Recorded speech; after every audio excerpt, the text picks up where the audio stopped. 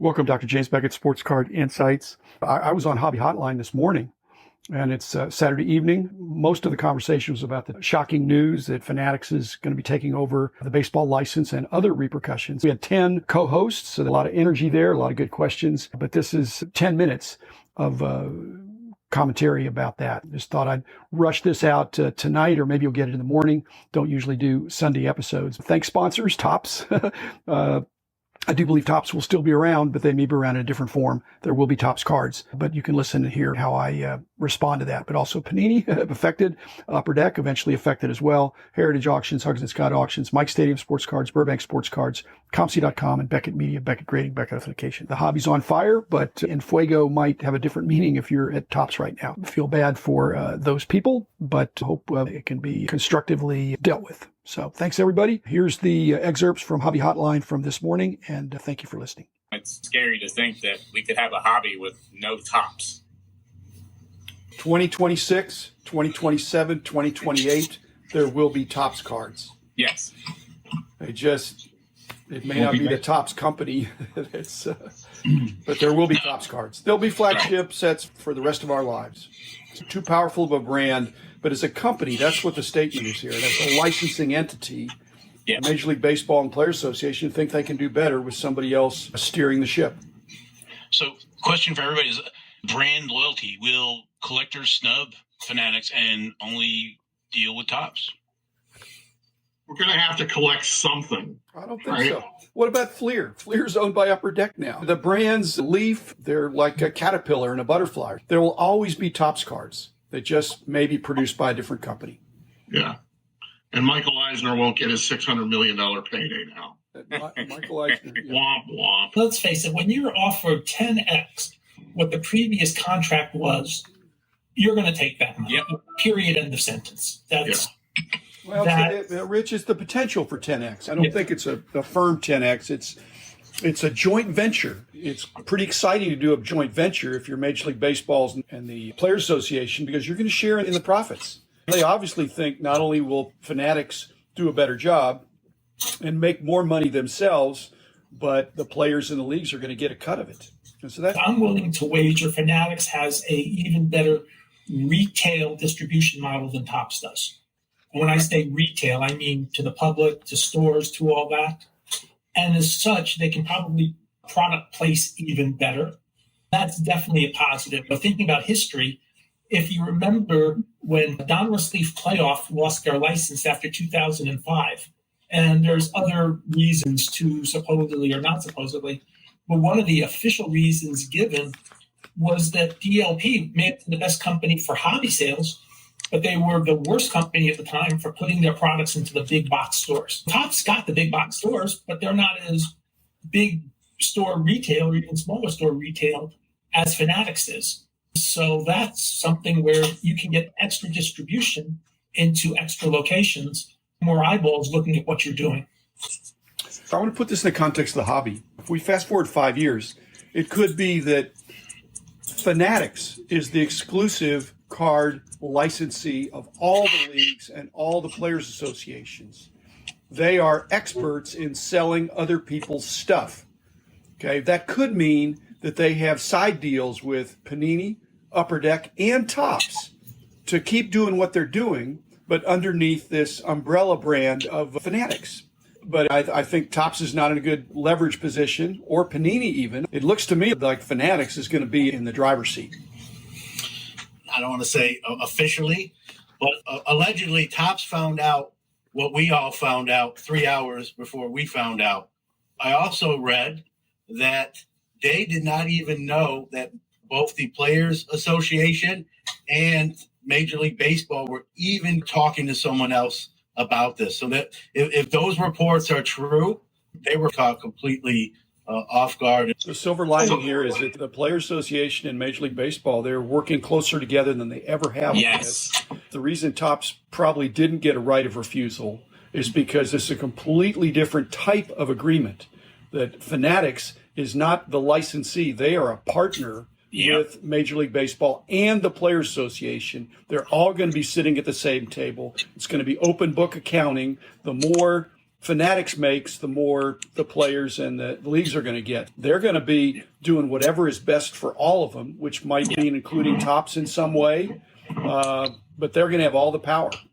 What do you think about Tops and Panini? They're going to be in the same boat here. They're not exactly on the same page. In the fine print of the announcement, Panini is going to be affected by this when the PA agreements, and so they're not going to have any players. Yeah. Their whole product is in jeopardy. Unless they want to get draft picks, non-PA members. And the specter of basketball and football being right behind on this announcement. Panini, I think, is not going to be huddling up with Tops right now. They're going to be huddling up with themselves. I think this is a good time for the hobby, especially folks in product development and marketing, to get some new blood in there with new ideas and new concepts, because we've needed that for the last decade now. If you think cards are overproduced or we're in a junk wax 2.0 era, this is an agreement that is to expand the category. This 10X that Rich mentioned, that I saw that as well, that's aspirational. They're tipping their hand. That's where they want to take it. Now, if the distribution is broad and thin, if they don't blanket the world with cards, and that's tricky. You can get it out there, but not so it's everywhere, but it's available enough that it's not a commodity, but it's still collectible, but there's a lot of it out there. That's what they're trying to achieve. If they do, again, there's more collectors, so they need more cards. You need to keep that supply-demand equilibrium. But the whole goal here with Fanatics is not to print the same amount of cards they did this year. It's to increase it every year. They must be confident that they can grow the category, the collector base, because you're not going to print more cards and tank the hobby. And these are smart people that there's potential to grow the category and go complete mainstream, which I've always wondered why the hobby wasn't mainstream. Who doesn't want to collect cards? Victor is there, Victor Schaefer, who's one of the really sharp guys, been around 30 plus years. The original Pro Set guy, but I don't know that he was the adult in the room, even when he was a really sharp young guy. He's got a lot of experience. So I like the fact that he's there. I think Victor Schaefer actually created the concept, which, by the way, began in racing when he was at Press Pass, of game-used items on cards. People, human nature, we're scared of change. Sometimes change is good. Wait a minute. But we're still scared of it. No, right? We're still scared of it. Certain people are scared of change, but most entrepreneurs are not. They see change as an opportunity, even crisis as an opportunity. Michael Eisner is one of those guys. He's going to try to figure out how he can get the best of this change. It's now been foisted on him. He's making the calculation, does my bargaining position increase over the next 4 or 5 years, or is my brand equity dissipating? And if he thinks his position is going to strengthen by 2025, he's going to wait it out. But I think his position is going to weaken. So he's going to need to do something sooner, because every year he's more of a lame duck and there's more uncertainty. I think they need to be huddling up right now. Same thing with Panini, of how do we get ahead of this? Because like I said, nobody likes change except for the person that wants to capitalize on it. And I'm sure that's the way Michael Eisner thinks. He was maybe counting his money before he had it with the SPAC. But that's long gone now. We're about to find out which of these companies have really great leadership in place. Those that endure were led by creative and innovative and adaptable leaders. There was another fine print in the announcement that mentioned that Fanatics, in this new agreement, and the Players Association and the leagues, there would be some participation in secondary market sales. That happens with NFTs because every time something changes hands. But if they're going to get a cut, the players and the leagues and Fanatics, every time a card is sold, not originally, but secondarily, that would have the players and the owners of teams licking their chops. How would that work, though? Unless these cards are sold on a platform that they own. If you have a card... Isn't that what Fanatics does? Yeah. They create platforms. Yeah, they're great platforms, so I would be shocked. But how would they get that caught on a non-Fanatics platform? Like eBay, for example. Let's see. Let's spell Fanatics COMC. Yeah. Or Starstock or something. They can acquire. They've got $18 billion to play with, guys. Yeah, they can pretty much buy the whole sports world. There's Topps, the brand, and then Topps, the company, the management structure, the leadership, the people making the decisions. There is some question of whether or not Major League Baseball and the Players Association had lost confidence in the leadership of Topps to manage that brand, but the brand is still strong. The brand has great value. In fact, that maybe most of the value And the SPAC was not just based on earnings, it was based on the strength of the Topps brand. How does this change how they do business on the LCS level?